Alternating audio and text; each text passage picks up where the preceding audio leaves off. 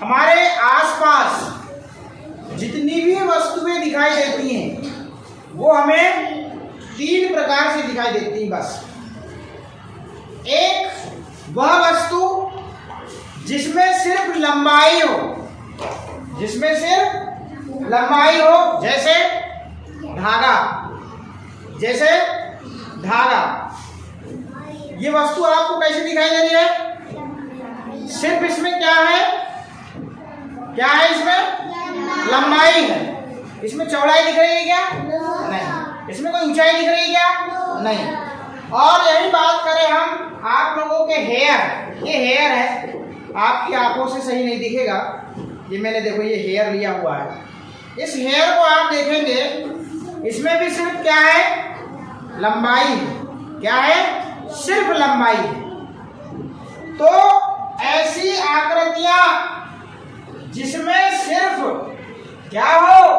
लंबाई हो, जिसमें सिर्फ लंबाई हो, ऐसी आकृतियों को एक विमी आकृति कहते हैं, या फिर अंग्रेजी में 1D कहते हैं। कैसे कहते हैं? 1D। 1D मतलब एक विमी। 1D मतलब एक विमी। हमारी बात समझ में? एक विमी या एक आयाम, आयामी। अब आयामी क्या है? विमा क्या है? वही तो है, सिर्फ लंबाई। क्या है? लंबाई। क्या है? लंबाई है। ऐसी वस्तुएं जिनमें क्या हो? सिर्फ लंबाई हो, ऐसी आकृतियों को क्या कहते हैं? एक विमी कहते हैं, या एक आयामी कहते हैं, या फिर 1D कहते हैं, 1 डायमेंशनल अंग्रेजी में। हमारी बात समझ में? मतलब एक ही आयाम हो, उसमें एक ही विमा हो, और विमा और आयाम क्या है? वो है लंबाई। कितने आयाम होने चाहिए? 3। कितने होने चाहिए? आयाम 3, या आप विमा भी कह सकते हो। क्या कह सकते हो? या विमी। विमी और आयाम बात एक ही है। तो पहली लंबाई, ये विमा ही है, और फिर क्या है? दूसरा चौड़ाई, चौड़ाई, और फिर तीसरा क्या है? ऊंचाई। ये 3 विमाएं होती हैं। कितनी विमाएं होती हैं? 3 विमाएं या 3 आयाम होते हैं। कौन कौन से? लंबाई, चौड़ाई, ऊंचाई। तो ऐसी आकृतियां जिसमें सिर्फ एक विमा हो या एक ही आयामी हो, ऐसी आकृतियों को 1D आकृतियां कहते हैं, 1 डायमेंशनल कहते हैं। जिसमें उदाहरण में मैंने क्या बताया था? उदाहरण में आपको क्या बताया? धागा। क्या बताया? धागा बताया। और फिर क्या बताया? बाल, हेयर।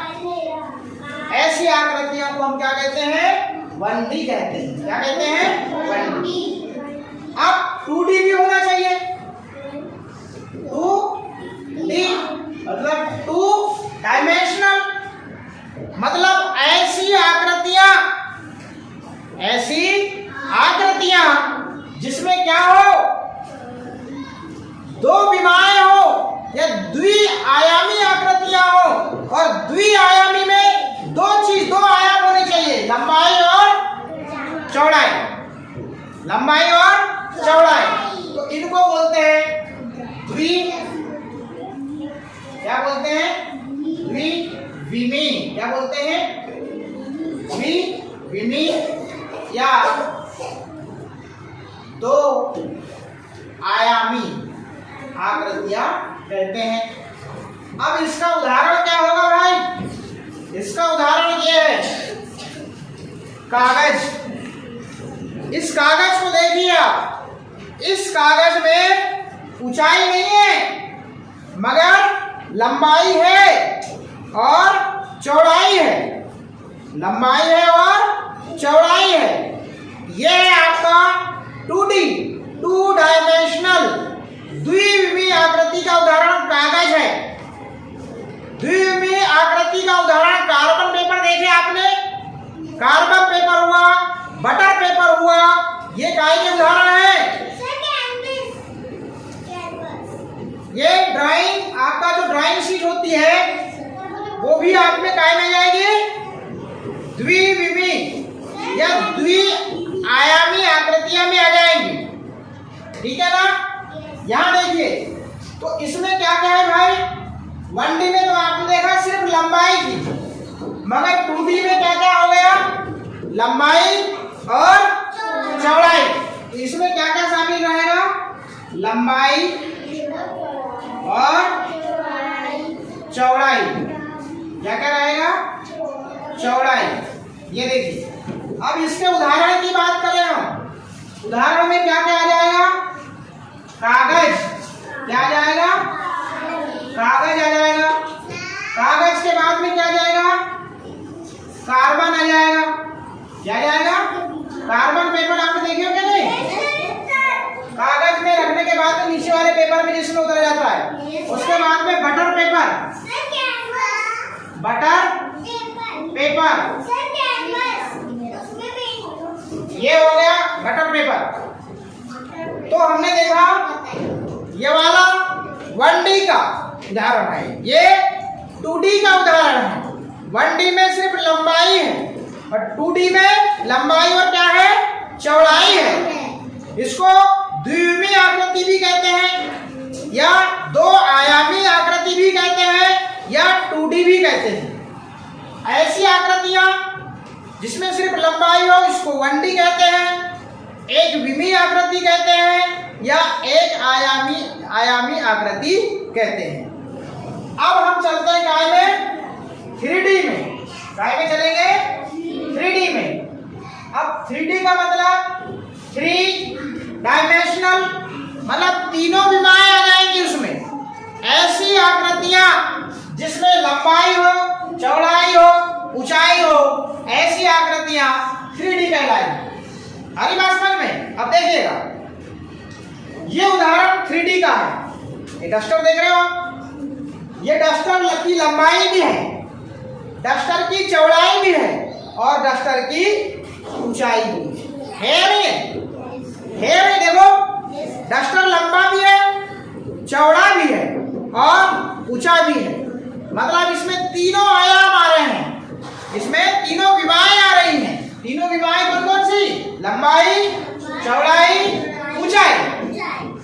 इसको क्या बोलते हैं, 3 डायमेंशनल को त्रिविमीय आकृति भी कहते हैं। क्या बोलते हैं, त्रिविमीय आकृतियां कहते हैं।